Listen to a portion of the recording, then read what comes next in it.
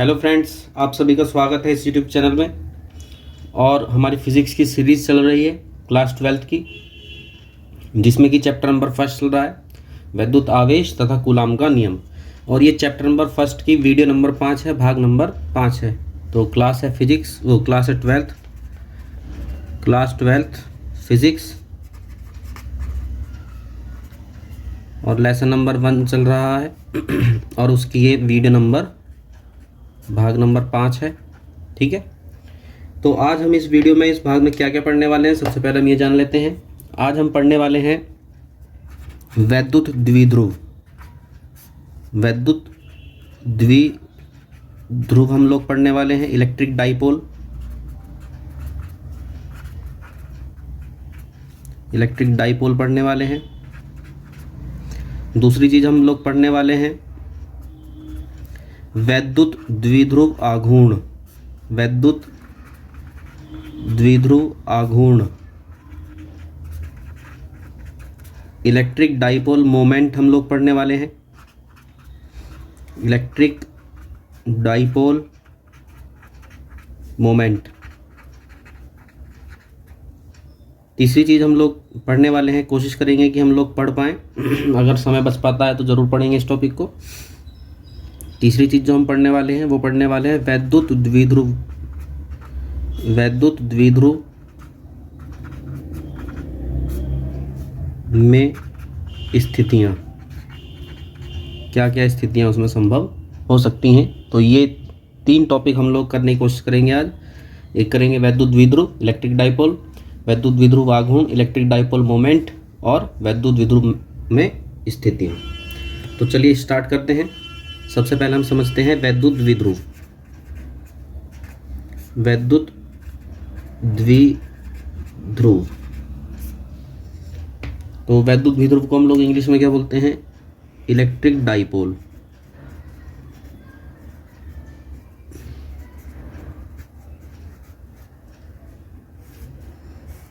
तो क्या है वैद्युत द्विध्रुव, ये समझते हैं सबसे पहले। देखिए, द्विध्रुव जैसे कि इसके नाम में शामिल है द्विध्रुव। द्वि का इसे यदि हम समझने की कोशिश करें तो यहाँ से क्या पता चलेगा? द्वि का मतलब क्या होता है? एक तो शब्द यहाँ से निकल रहा है द्वि, और ध्रुव का मतलब होता है, देखते हैं क्या। द्वि का मतलब क्या है? 2, और ध्रुव का मतलब क्या है? ध्रुव का मतलब है 2 सिरे, हम लोग कह सकते हैं। क्या कह सकते हैं? 2 सिरे, 2 कोने। तो द्विध्रुव का मतलब क्या है? द्विध्रुव का मतलब निकल कर आता है कि भाई 2 कोने। तो वैद्युत द्विध्रुव क्या है? वैद्युत द्विध्रुव का मतलब है कि जब 2 समान परिमाण वाले, परिमाण यानी कि मान, ठीक है, 2 समान मान वाले विपरीत प्रकृति के आवेश। विपरीत प्रकृति के आवेश का मतलब क्या है? सोचिए, विपरीत प्रकृति के आवेश, इसका मतलब क्या होगा? अभी देखते हैं, पहले डेफिनेशन लिख देते हैं। जब 2 समान परिमाण वाले किंतु लिख लेंगे, किंतु विपरीत प्रकृति के आवेश एक दूसरे से अल्प दूरी पर स्थित होते हैं, तो इस प्रकार बने युग्म को वैद्युत द्विध्रुव कहा जाता है। वैद्युत द्विध्रुव कहा जाता है। देखिए, डेफिनेशन में क्या कह रहा है कि 2 समान परिमाण वाले, यानी कि हमारे पास 2 आवेश होने चाहिए जिनकी वैल्यू क्या हो? एकदम सेम हो। अगर पहले वाले का मान लेते हैं कि 4 कूलाम है, तो दूसरे वाले का मान भी कितना होना चाहिए? 4 कूलाम। तो 2 समान परिमाण वाले, यानी कि उनकी वैल्यू क्या होनी चाहिए? सेम। किंतु शर्त क्या रख दी गई है? विपरीत प्रकृति के। विपरीत प्रकृति यानी कि अगर एक पॉजिटिव आवेश है तो दूसरा कैसा होना चाहिए? नेगेटिव। तो 2 बातें क्या क्या निकल कर आ रही है? पहली बात तो ये याद रखनी है। पहली बात क्या है ये कि दोनों जो आवेश हैं, दोनों आवेशों के मान जो हैं, वैल्यू या परिमाण जो है उनकी, वो क्या होनी चाहिए? सेम होनी चाहिए।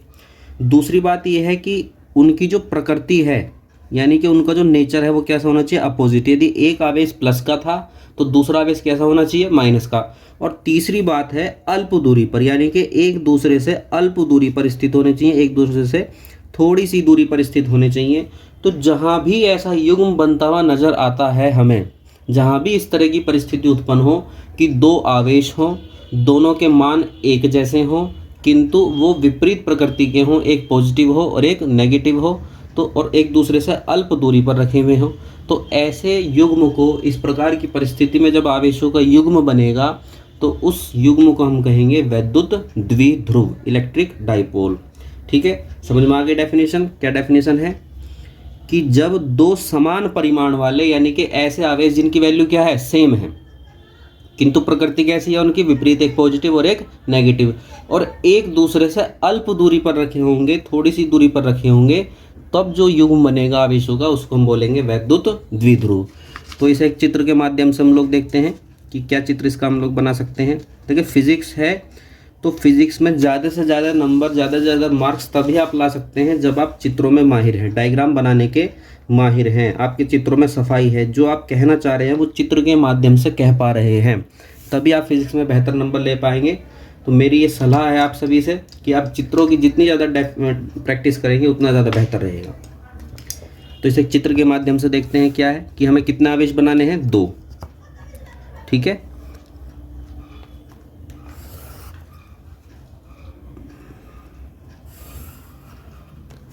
तो एक आवेश हमारा ये हो गया है, ठीक, और एक आवेश हमारा ये हो गया है। ये मान लेते हैं प्लस क्यू आवेश है और ये मान लेते हैं माइनस क्यू आवेश है। वैल्यू क्या होनी चाहिए, दोनों की सेम होनी चाहिए। ठीक है, मान क्या होना चाहिए दोनों का, सेम, और प्रकृति कैसे होनी चाहिए दोनों की, अपोजिट, एक पॉजिटिव और एक नेगेटिव। ये हो गया प्लस क्यू और ये हो गया माइनस क्यू। ठीक है, और दोनों एक दूसरे से अल्प दूरी पर स्थित है, तो ये जो आवेशों का युग्म है इसी का नाम क्या होगा, वैद्युत द्विध्रुव। तो वैद्युत द्विध्रुव में दोनों आवेशों के बीच की अल्प दूरी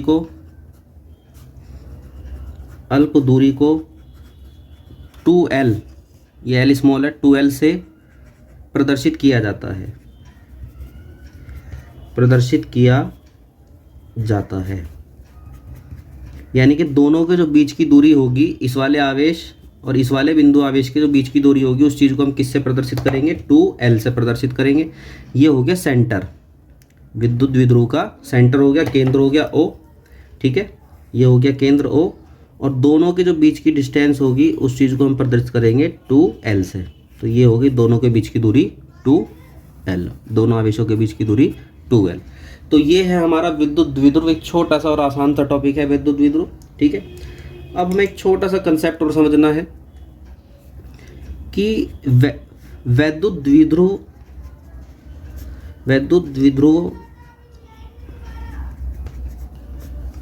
का निर्माण,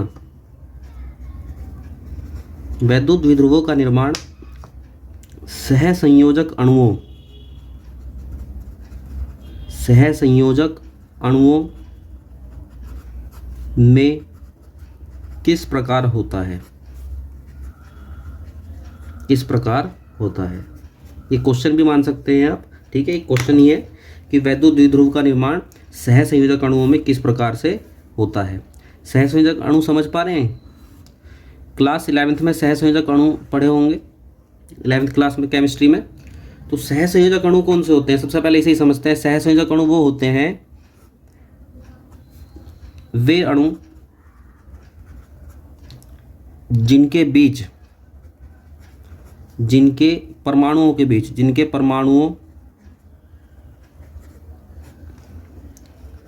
के बीच सहसंयोजक बंध उपस्थित होते हैं।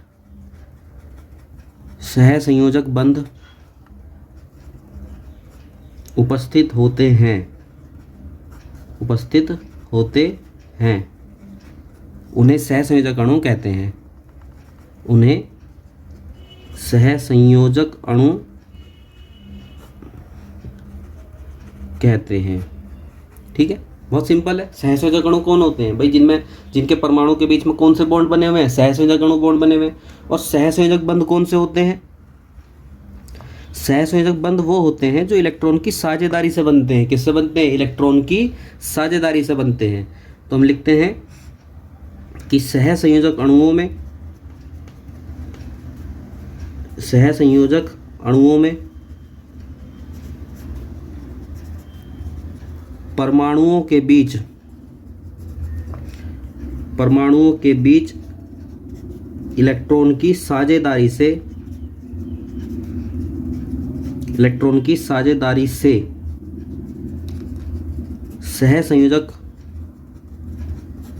सहसंयोजक बंधों का निर्माण होता है।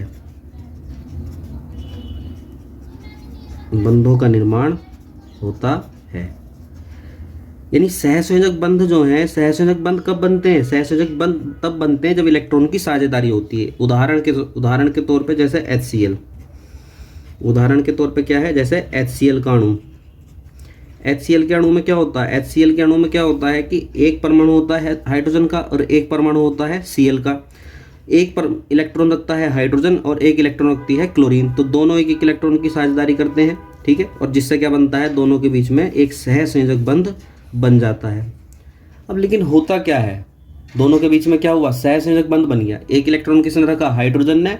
और एक इलेक्ट्रॉन कौन रखता है? क्लोरीन। तो दोनों ने एक एक इलेक्ट्रॉन की साझेदारी कर ली और एक एक इलेक्ट्रॉन की साझेदारी करने से क्या हुआ? दोनों के बीच में एक सिंगल बॉन्ड बन गया। अब होता क्या है?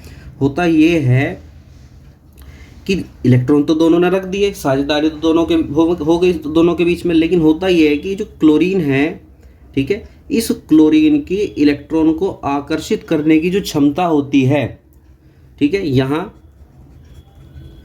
क्लोरीन की विद्युत ऋणात्मकता, उसे हम कहते हैं विद्युत ऋणात्मकता अधिक होती है या अधिक है। और विद्युत ऋणात्मकता का मतलब क्या होता है? इलेक्ट्रॉन को आकर्षित करने की क्षमता। इलेक्ट्रॉन को आकर्षित करने की जो क्षमता होती है उसे बोलते हैं विद्युत ऋणात्मकता, इलेक्ट्रॉन नेगेटिविटी। तो यहाँ क्लोरीन की जो इलेक्ट्रॉन नेगेटिविटी है, विद्युत ऋणात्मकता है, इलेक्ट्रॉन को आकर्षित करने की जो क्षमता है वो क्या होती है? अधिक। इसलिए क्लोरीन साझेदारी के इलेक्ट्रॉन युग्म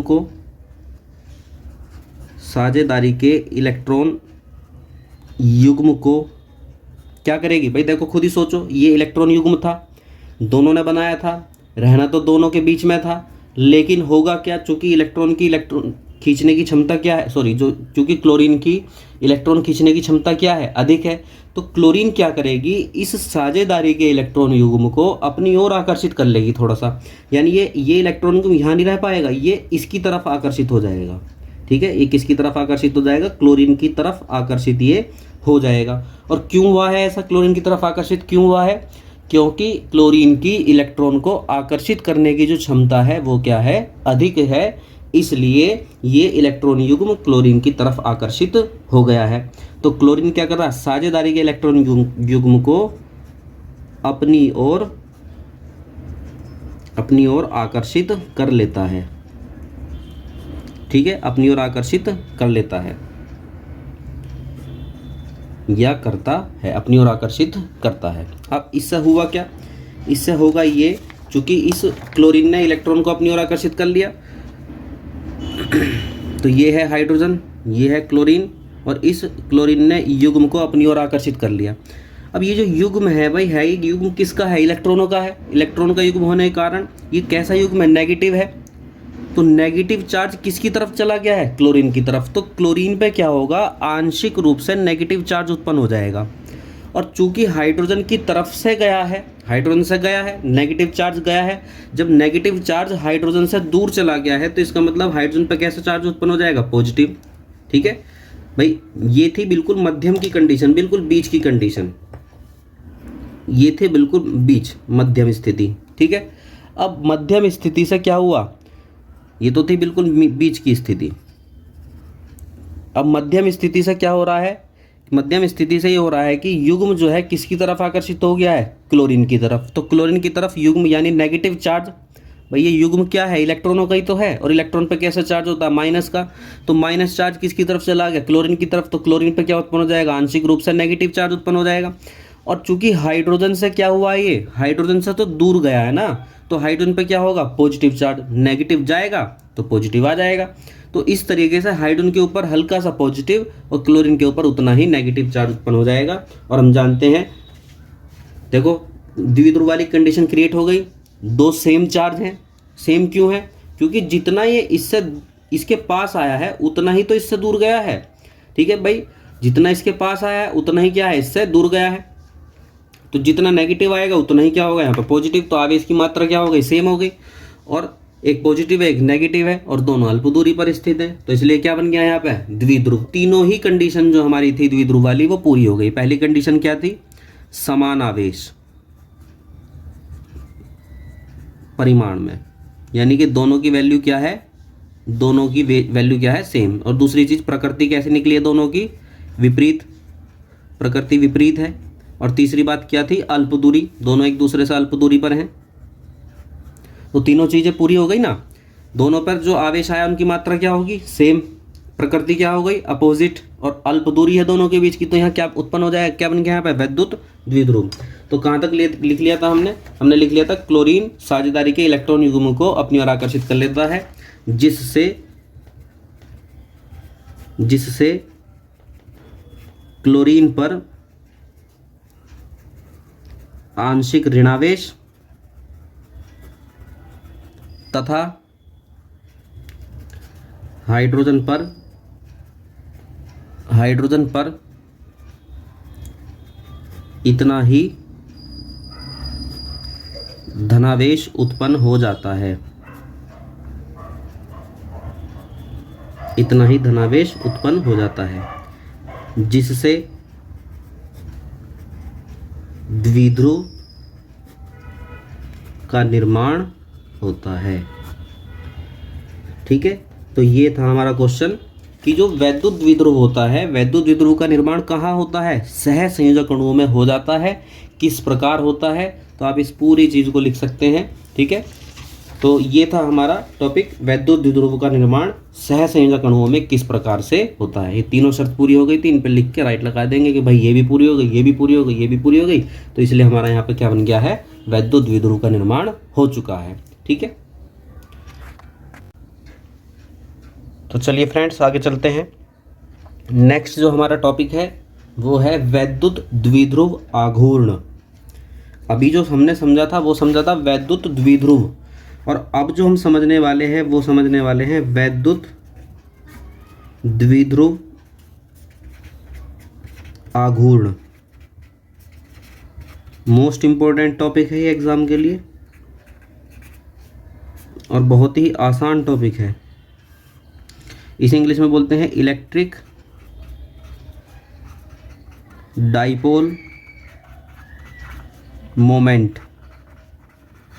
ठीक है, इसका नाम क्या है, इलेक्ट्रिक डाइपोल मोमेंट है। क्या ये देखिए, इसका ये वैसे तो ये केमिस्ट्री में भी आता है, केमिस्ट्री का भी कंसेप्ट है, लेकिन वहाँ इसका मीनिंग हम अलग तरीके से समझते हैं। यहाँ फिजिक्स में हम इसको थोड़ा अलग तरीके से समझते हैं। तो अभी चूंकि फिजिक्स चल रही है तो अभी हम फिजिक्स वाले तरीके से समझेंगे। तो वैद्युत द्विध्रुव आघूर्ण क्या है, कि जो हमारा वैद्युत द्विध्रुव था, वैद्युत द्विध्रुव में कितने आवेश थे और क्या क्या क्वालिटी जब तक मैं चित्र बनाता हूं तब तक आप सोचिए क्या क्या क्वालिटीज थी। तो वैद्युत द्विध्रुव आघूर्ण में दो आवेश थे जिनकी वैल्यूज क्या थी, मान क्या थे, दोनों के परिमाण सेम थे। ठीक है, और दोनों के जो प्रकृति थी वो क्या थी, विपरीत थी। और दोनों के जो बीच की दूरी हम लोग प्रदर्शित कर रहे थे वो किस चीज़ से प्रदर्शित कर रहे थे, हम लोग 2L से। दोनों के बीच की दूरी हम लोग दिखा रहे थे 2L से। तो वैद्युत द्विध्रुव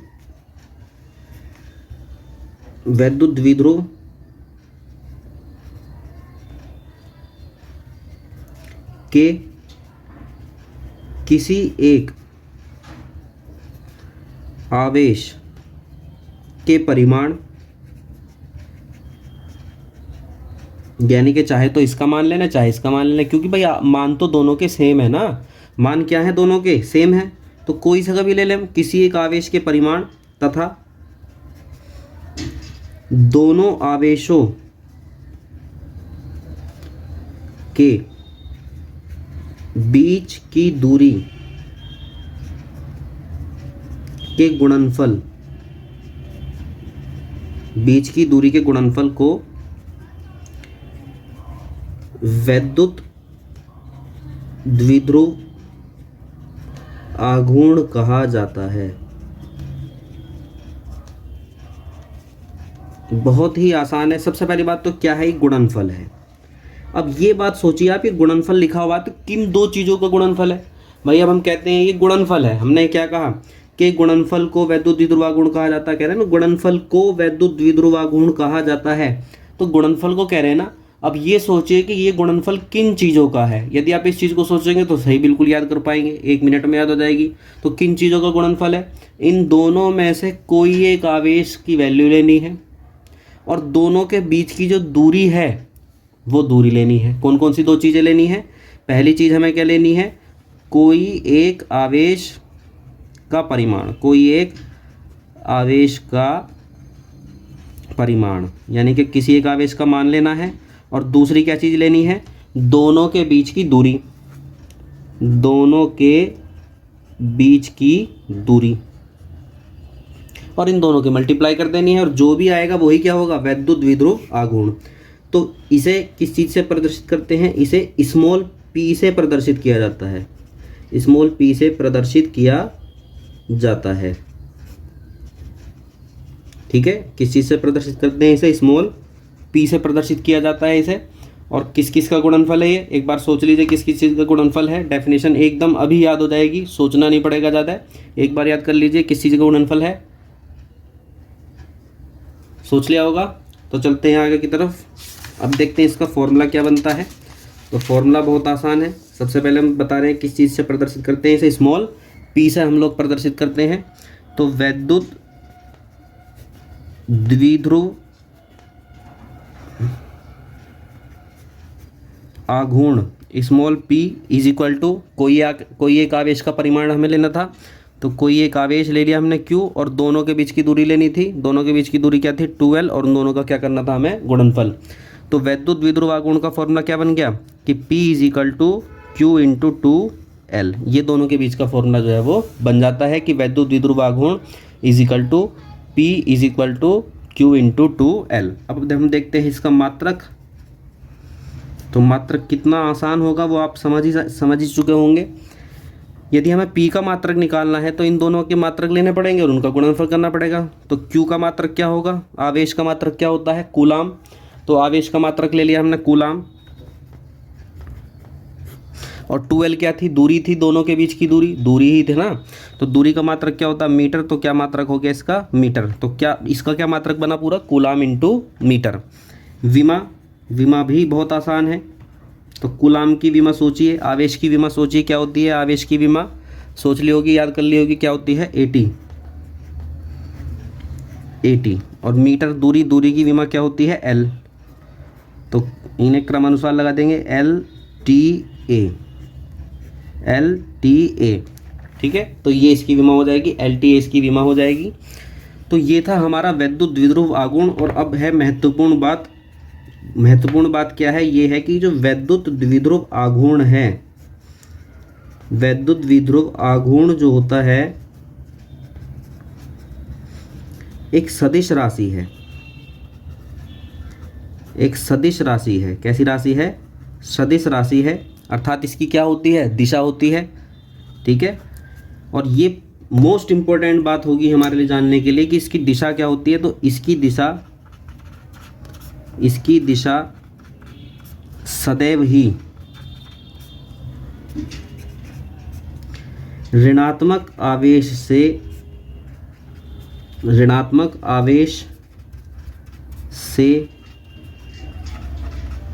धनात्मक आवेश की ओर होती है, धनात्मक आवेश की ओर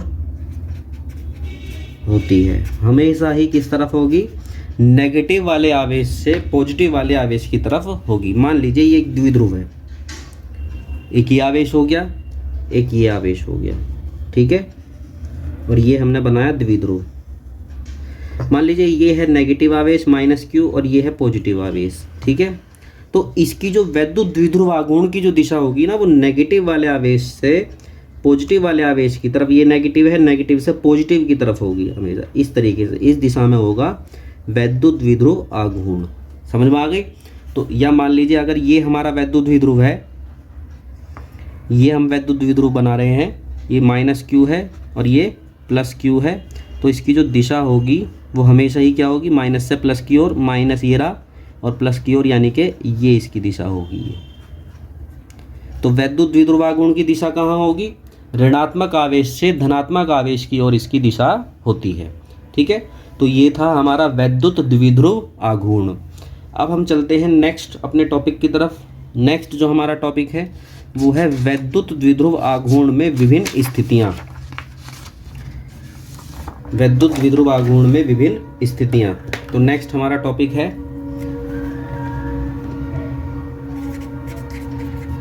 वैद्युत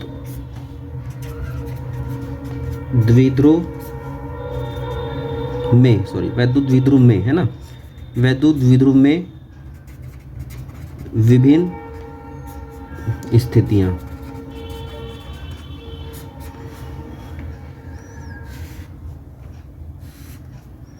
वैद्युत द्विध्रुव में विभिन्न स्थितियां। तो वैद्युत द्विध्रुव में विभिन्न स्थितियां कौन कौन सी 2 स्थितियां हैं? देखिए, वैद्युत द्विध्रुव में हम 2 स्थितियों के बारे में सोचते हैं, 2 स्थितियों का विचार हम लोग करते हैं, ठीक है। एक जो स्थिति है, जो पहली स्थिति है, उसको हम बोलते हैं अक्षीय स्थिति। क्या बोलते हैं? अक्षीय स्थिति। अक्षीय स्थिति हम लोग बोलते हैं, जैसे हम इंग्लिश में कहते हैं एक्सियल पोजीशन। और दूसरी जो होती है वो होती है निरक्षीय स्थिति।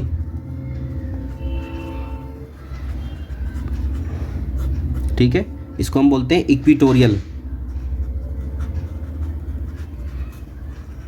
Equatorial position. 2 स्थितियां हैं, कौन कौन सी हैं? एक है अक्षीय स्थिति और एक है निरक्षीय स्थिति। तो देखते हैं क्या क्या है अक्षीय और निरक्षीय स्थिति। मान लीजिए एक वैद्युत द्विध्रुव हम लोग बना रहे हैं ना,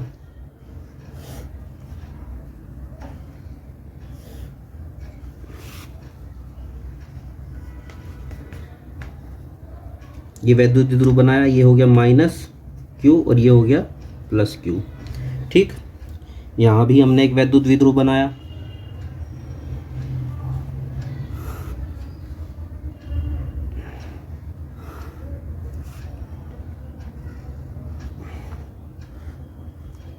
ये +q और ये -q।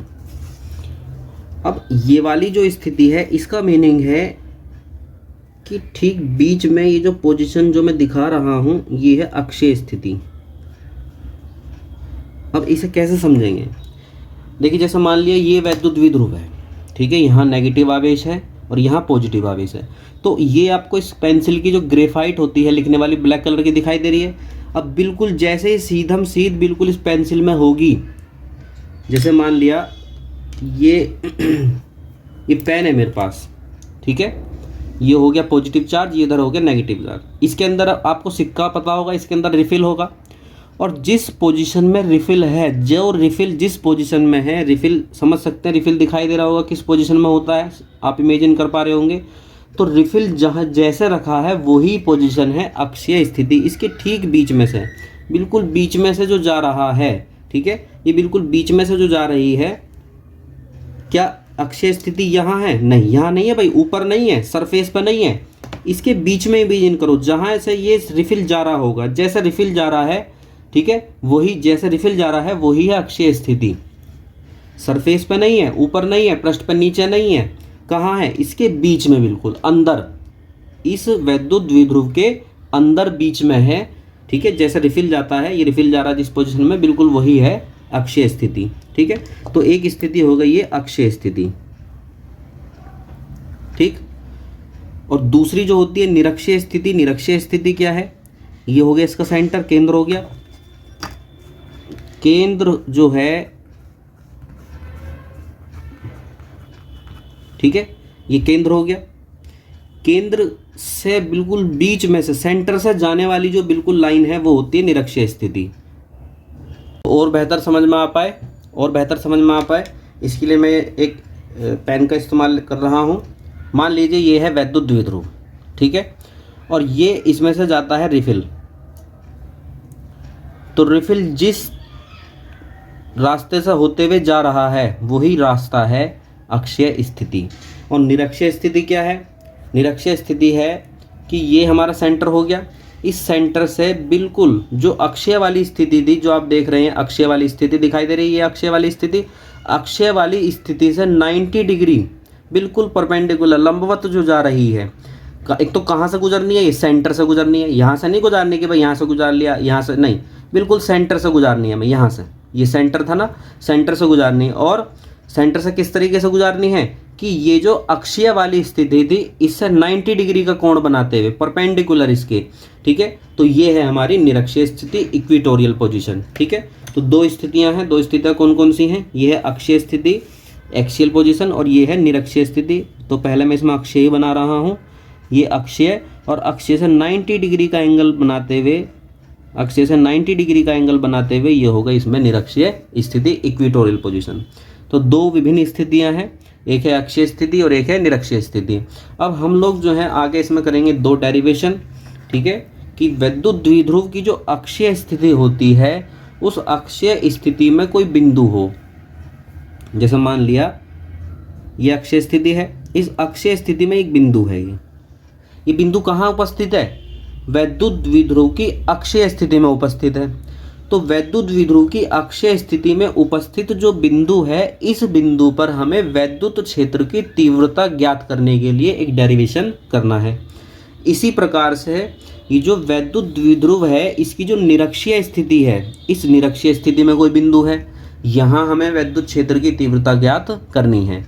तो ये दो डेरिवेशन हमारे पास होंगे, ठीक है। इन दो डेरिवेशन में से एक डेरिवेशन जो है आपको नेक्स्ट वीडियो में मैं बताऊंगा, ठीक है। तब तक के लिए धन्यवाद। यदि आपको यह वीडियो पसंद आ रही है, मेरे पढ़ाने का तरीका अच्छा लग रहा है, तो वीडियो को लाइक कीजिए, शेयर कीजिए और चैनल को सब्सक्राइब कीजिए।